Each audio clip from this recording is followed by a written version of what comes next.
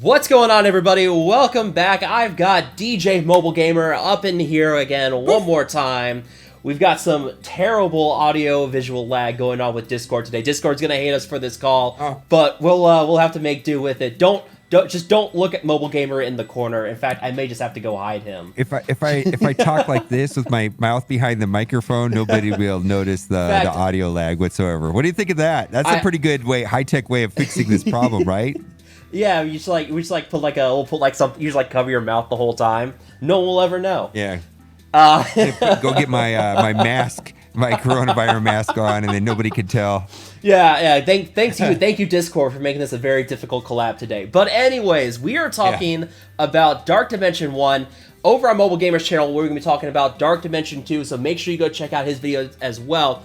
But yeah, let's talk about Dark Dimension 1. Now, this you unlock when you hit level 60, and in order to use your characters in it, they have to have a 6-star requirement, which is a bit of a gate for a lot of characters out there. I mean, unless you're whaling out, a lot of the characters are going to take a while to get up to 6 stars. So this is definitely more kind of end game material, but the rewards that you get from Dark Dimension 1 are, well, I mean, they're beautiful. I mean, you get a bunch of orange fully crafted items, a bunch of salvage. You can do 2 different runs. You can do just a regular run and then a timed run, which times you on it. It doesn't really matter. It's just kind of leaderboard, like bragging rights if you clear it in a fast time. But the rewards from this are fantastic, and it sets you up for Dark Dimension 2. But that 6-star requirement can make things quite a bit difficult because, I mean, one of the characters I love to use in there is Star-Lord, but I only have him at 5-star, so I couldn't use it for Dark Dimension 1. Minerva, we'll talk about how Minerva is great for Dark Dimension 2, but yeah, there's not a lot of people are going to be able to use her in Dark Dimension 1 because that 6-star requirement. So I don't have much of a recollection of going through Dark Dimension 1. The only thing that I remember is at the time I remember like just throwing in like 5 random 6 stars and then hitting auto. And then when I died, I would just throw in 5 other random 6 stars and hit auto. Yeah, because I don't remember. I'm sure I had like a raid team that I used at the time or something like that. So what characters are you using the most? Like the early farmable characters that people get very early are the most effective, because there's certain characters you can hard mode farm and have good access to, or even like Wolverine. Almost everybody by the time they have 5 months has a 7-star Wolverine. What were you using in there that was working the best? I tell you what, though, Groot and Rocket Raccoon were a nice combo for that. And because, you know, you have the ultimate with Rocket, you have the targeted assist and taunt with Groot. Both those characters were great, and when you're building up your team for Dark Dimension, one of the things you're going to want is someone who can cleanse detrimental defects from your team. So Groot works great here with his Life Spores ability, where it can clear effects from allies, can apply immunity to the lowest health Guardian on your team, which is more likely going to be Rocket Raccoon anyway, so you can prevent him from getting debuffs. But another character that she got a rework well after Dark Dimension 1 came out is Scientist Supreme. Now, I've talked about her, how she's got some great T4s, like her Field Trials T4 that can flip for negative effects. That's great. That in combination with Retro Vaccine. I mean, the fact that she can put out defense down to the entire enemy team and then flip your team to give them offense up is just... You combine that with Rocket Raccoon's ultimate, and that's a nasty combination. Right, there's 4 very commonly used cleansers in Marvel Strike Force. Scientist Supreme, Invisible Woman, Groot, and Jessica Jones. And I'm going to say that between Scientist Supreme and Invisible Woman, easily put Scientist Supreme in one of the best non-legendary characters in the game. Like, easily. Like, one of the best non-legendary characters in the game. Other content creators have said that Scientist Supreme was hands down the best rework, best thing that happened in 2019. And, you know, she is the key to other game modes as well. U7. I mean, I'm using her everywhere, and I'm even using her like mad crazy in PvP. And she's like my secret weapon. Matches are very often won and lost just by her reviving fallen teammates by 25%, which adds to the same. So she's definitely like the queen of the raids. And when you look at her kit on paper, you're like, oh, why would I want to give everybody negative effects? But what happens is everybody gets negative effects, and I can't stress the importance of giving them defense down while you have offense up. They take 50% more damage, and then you give 50% more damage. It's a huge swing. It whipsaws like crazy if you can land the negative effects, wait it out a turn, then flip it all in your turn. Because when you have defense up and offense up, and they have offense down and defense up, and speed is actually probably the most important effect in the entire game. When you have speed up and they have speed down, when you're going 50% more and they're going 50% slower, you're just running circles around them, and it really snowballs. So U7, she's vital. Now, I didn't get to use her in Dark Dimension 1 or 2. I ran a different team in Dark Dimension 2, which we're going to talk about in my video, but I think Scientist Supreme is just a no-brainer anyways, and I don't remember how she's farmable. You'll have to tell me. Is she pretty easy to farm? No, she's not. She is farmable, and okay. She's got a single node available in Cosmic Conflicts 2.9, but you can get her from the Alpha Raid orb going on right now. So she's also available in the Legacy orb, so if you want to go for those Legacy orb packs that you see show up every now and then, I know for newer players, that's a great deal usually. But yeah, if you want to go for those Legacy orbs, you can find her in there. But she's going to be a bit of usually you can get what?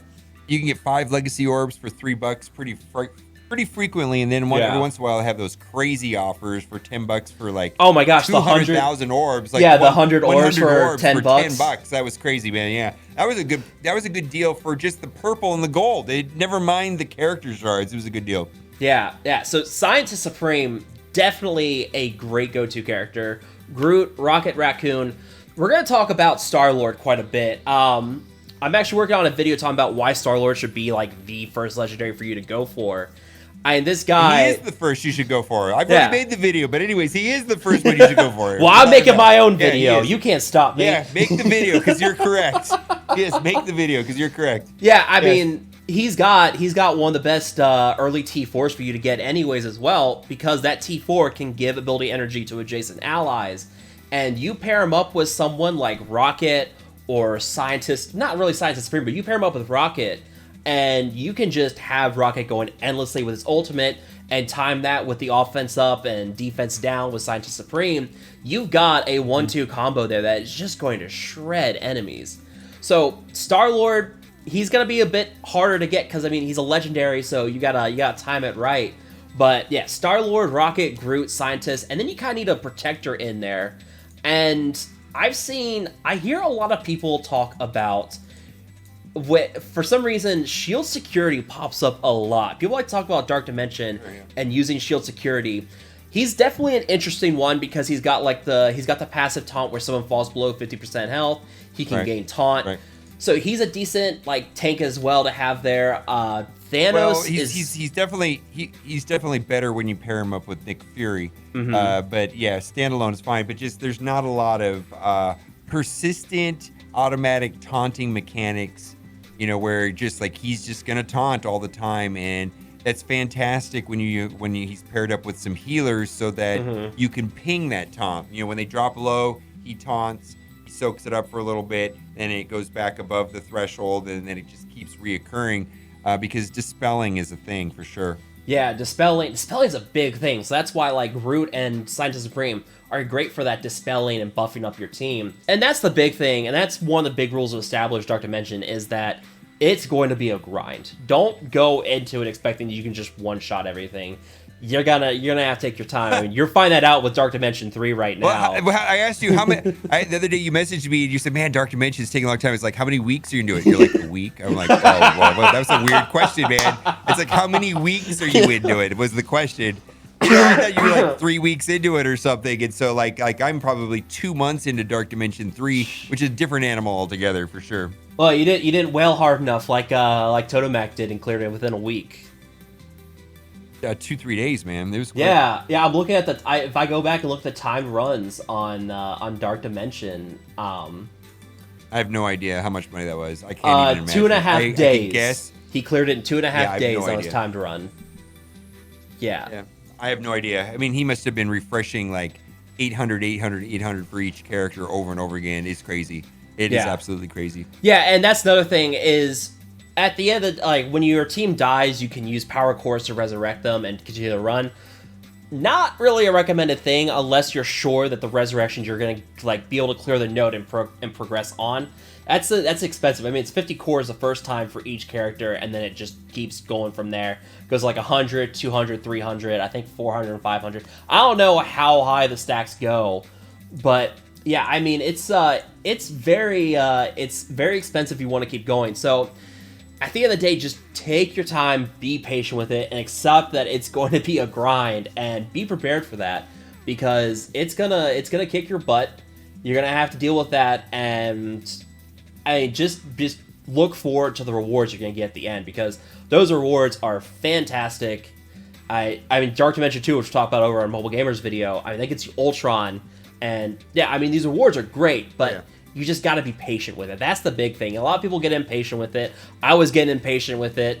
But yeah, just take your time, enjoy it, and just kind of progress through it as you go. And don't try to wail out. Just do what you can with it. And that's really kind of the big goal with Dark Dimension. Well, the best way to perceive all the Dark Dimension modes, 1, 2, and 3, is that it is a daily activity. Basically, there's activities that you do every day, and you get the rewards. Just like playing the arena. And so that Dark Dimension is just an extra daily activity that's just put into my routine. It's not about beating it now. It's just something that I'm chipping away every day as part of my daily routine. And I'm moving forward. If I wanted to use cores and refresh, that's fine. But for me, I know I'm going to get there. I do want to say that I think Ultron is worth refreshing and getting early as quickly as possible, even though he's came and went with his, being the best in the game, over the last year. He's been the best, and now there's other options for sure, because of power creep and things like that. But, I look at the rewards in Dark Dimension 1 and Dark Dimension 3, and it's just like, okay, that's just a game mode that I chip away a little bit every day, and that is that. Yeah. Yeah, so that's us talking about Dark Dimension 1, some characters you guys can use, just talking, giving some advice for it. Mobile Gamer, do you have anything else to share about Dark Dimension 1 for the gentle listeners out there? Whenever you defeat somebody in Dark Dimension 1, I found that it's very therapeutic and helpful in completing your task by saying something along the lines of "Get wrecked, nerd."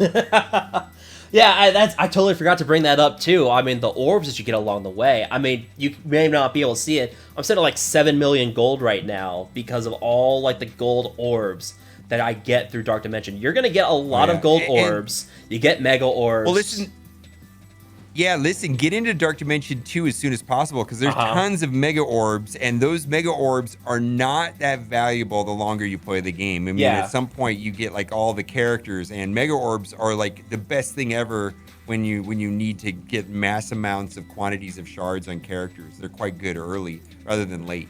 Yeah, I mean, I think there's 12 nodes in Dark Dimension 1.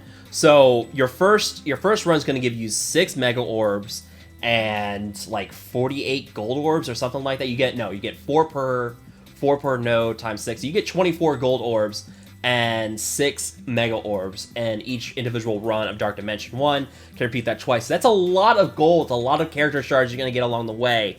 So you get some nice rewards too, in addition to the gear at the end. So it's extremely rewarding. It's definitely something you guys should be taking a look at. But yeah, let us know down below in the comment section what you guys think about Dark Dimension 1. Mobile Gamer, say goodbye to all the gentle McMinions out there. Bye-bye, McMinions. Well, that's going to wrap it up for you guys. Thank you guys so much for watching. Feel free to like, share, and subscribe. See you guys next time.